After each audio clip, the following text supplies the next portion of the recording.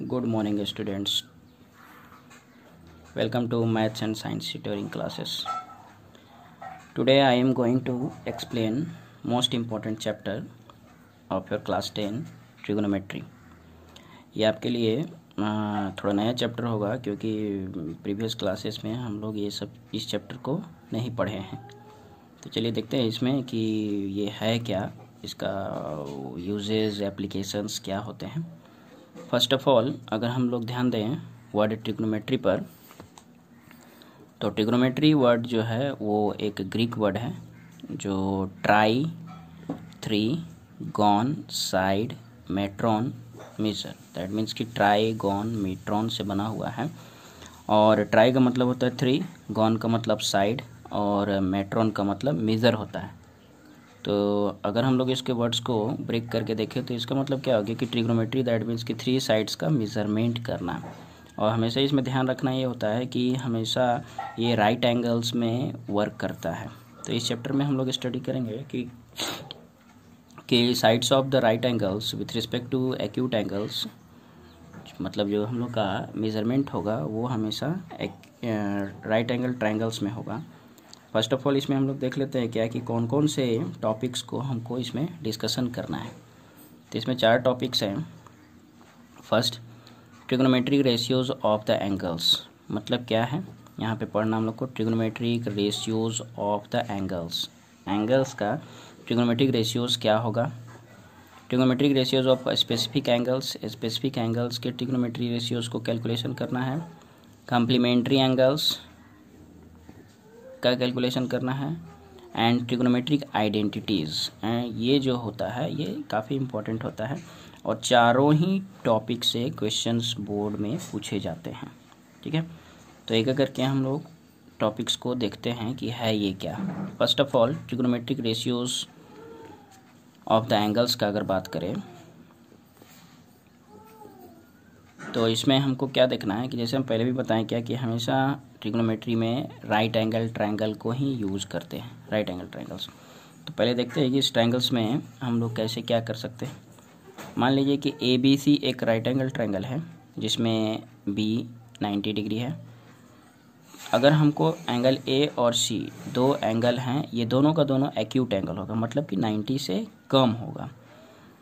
तो अगर angle A को देखें या सी को देखें तो एंगल ए है जो बेस में है, तो बेस हो गया, दैट मीन्स कि ए बी जो है वो बेस हो गया और ये परपेंडिकुलर हो गया, B C perpendicular, and A C is hypotenuse, जो हम लोग पहले पढ़ चुके हैं इस चीज़ को। इसी का कैलकुलेशन हमको करना होता है रेशियोज फाइंड करने में। बस ध्यान देना क्या है कि एंगल ए के लिए अगर बात करें तो बेस ए बी होगा, परपेंडिकुलर बी सी होगा और हाइपोटेनियस ए सी होगा। और जैसे ही एंगल सी का अगर बात किया जाए तो एंगल सी का बेस बी सी हो जाएगा और ए बी परपेंडिकुलर होगा, हाइपोटेनियस सेम होता है। ये हम लोग को यहाँ पे ध्यान रखना है।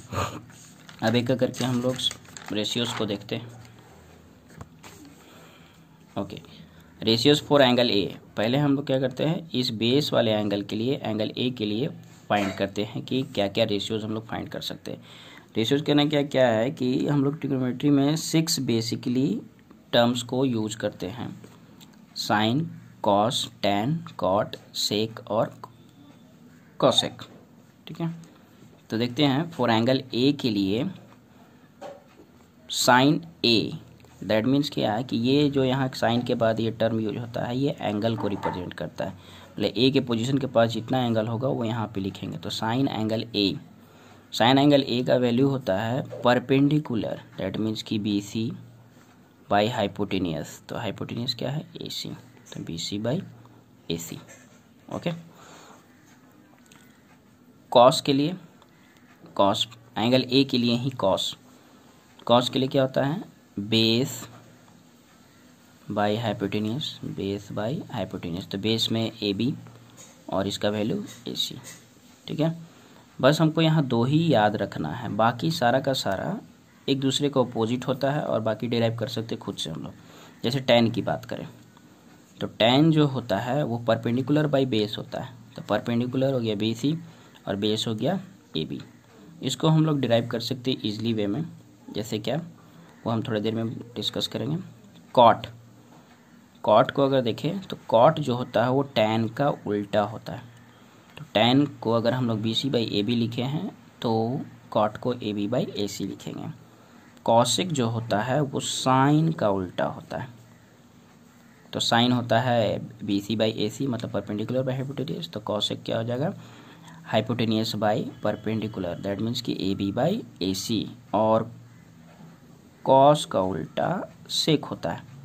तो सेक जस्ट कॉस के ओपोजिट में लिखना है, मतलब कि ए सी बाई ए बी रखना है। टैन को हम लोग डिराइव कर सकते हैं sine A by cos A. Sine A का जो वैल्यू है वो लिख लिए, B C by A C, A B by A C cancel करोगे तो ये आपका A B C by A B आ जाएगा। इसका मतलब कि इसको याद करने में एकदम इजी है, सिर्फ हमको दो ही टर्म याद रखना है। दो में भी हमको सिर्फ याद रखना है कि साइन में परपेंडिकुलर होता है और कॉस में बेस होता है। बाकी का हाइपोटेनियस कॉमन है और बाकी सारे एक दूसरे के ओपोजिट हैं। ओपोजिट दैट मीन्स कि साइन का कॉसेक, कॉस का सेक, टैन का कॉट, वो अपने आप खुद से आप लिख सकते हैं। तो सिर्फ क्या याद करना है, सिर्फ ये दो, साइन के लिए परपेंडिकुलर बाई हाइपोटेनियस, वो भी आपको हाइपोटेनियस दोनों में कॉमन है तो इसको ऐसी एज इट इज़ रहने देंगे। कॉस और साइन दोनों में ध्यान देना है कि एक में परपेंडिकुलर एक में बेस होगा। ओके, इस चीज़ को ध्यान में रखते हुए हम लोग जो है यहाँ पे इस टर्म्स को याद रखेंगे, जिससे क्वेश्चंस को सॉल्व करने में काफ़ी आसानी होती है। और ये अगर हमारे दिमाग में रहता है तो क्वेश्चन सॉल्व करना काफ़ी आसान होता है। इसके बाद हम लोग देखते हैं, जैसे कि मैंने बताया कि साइन का उल्टा या अपोजिट कॉस, तो देखिए 1 by A C by B C लिख सकते हैं। इसको उल्टा करेंगे तो बी सी बाई ए सी आएगा जो साइन के इक्वल होता है। कॉस ए मतलब क्या कि सेक ए लिख सकते हैं जो ए सी बाई ए बी होता है। इसको उल्टा करेंगे तो ए बी बाई ए सी आ जाएगा। तो ये तो हम लोग देखा क्या कि ये एंगल ए के लिए है। सपोज कीजिए कि एंगल सी के लिए हो जाए, अगर ऊपर वाले एंगल के लिए यहाँ के लिए फाइंड करना हो तो क्या चेंजिंग होगा, सो ध्यान में हम लोग को देना है। मान लीजिए एंगल सी के लिए, तो एंगल सी के लिए जैसे कि हमको फाइंड करना है साइन ऑफ एंगल सी। तो एंगल सी हमें ध्यान देना है कि एंगल जब सी का बात होगा तो बेस हो जाएगा बी सी और परपेंडिकुलर हो जाएगा ए बी, हाइपोटेनियस सेम होगा। तो साइन का फॉर्मूला होता है परपेंडिकुलर बाई हाइपोटेनियस। तो एंगल सी के लिए परपेंडिकुलर क्या है, ए बी, और हाइपोटेनियस ए सी, ये ध्यान रखना है। सेम वे में कॉस सी का अगर बात करें तो कॉस का फॉर्मूला होता है बेस बाई हाइपोटेनियस। तो एंगल सी के लिए बेस बी सी और हाइपोटेनियस ए सी, और बाकी सेम एज इट इज आप टैन, कॉट और कॉसेक और सेक फाइंड कर सकते हैं। टैन को देखते हैं, टैन सी के लिए, तो टैन सी के लिए अगर हम लोग देखें तो टैन सी को हम लोग लिख सकते हैं, टैन का फार्मूला होता है परपेंडिकुलर बाई बेस। तो यहाँ पर परपेंडिकुलर एंगल सी के लिए क्या है, ए बी है, और बेस क्या है, बी सी है। और बाकी का बाकी, इसके बाद हम लोग सारे को एक दूसरे को अपोजिट करते चले जाएंगे, वो निकल जाएगा। एक बार फिर से देखते हैं, एंगल सी के लिए अगर फाइंड करते हैं तो साइन एंगल सी, मतलब साइन का फार्मूला होता है परपेंडिकुलर बाई हाइपोटेनियस। तो एंगल सी के लिए परपेंडिकुलर ए बी है और hypotenuse as it is A C होगा।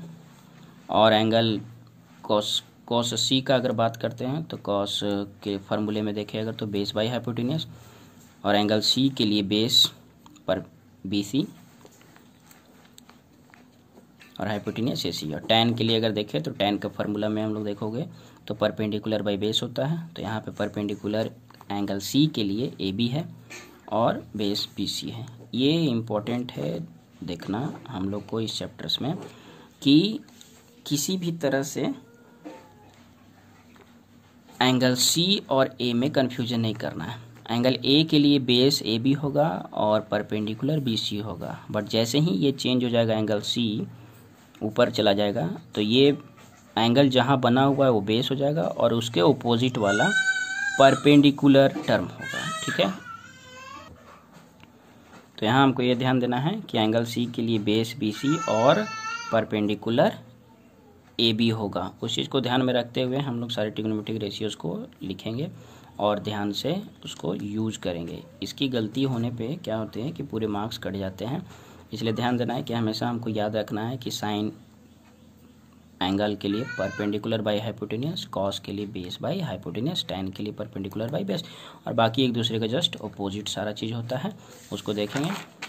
साइन का कॉसेक और कॉस का सेक, टैन के लिए कॉट यूज करते हैं, उसको जस्ट अपोजिट यूज़ करते हैं हम लोग, और बाकी फार्मूला से डिराइव करते हुए निकालते हैं। तो इसका मतलब क्या हो गया कि यहाँ पे हमको सिर्फ दो ही चीज़ को ध्यान में रखना है। क्या रखना है कि साइन एंगल का अगर बात होगा तो परपेंडिकुलर बाय हाइपोटेन्यूज, कॉस का बात होगा तो बेस बाय हाइपोटेन्यूज। तो सिर्फ आपको ध्यान में रखना है कि साइन में परपेंडिकुलर होता है, कॉस में बेस होता है, और ये हाइपोटेन्यूज कॉमन होता है, बाकी एक दूसरे के सब अपोजिट है।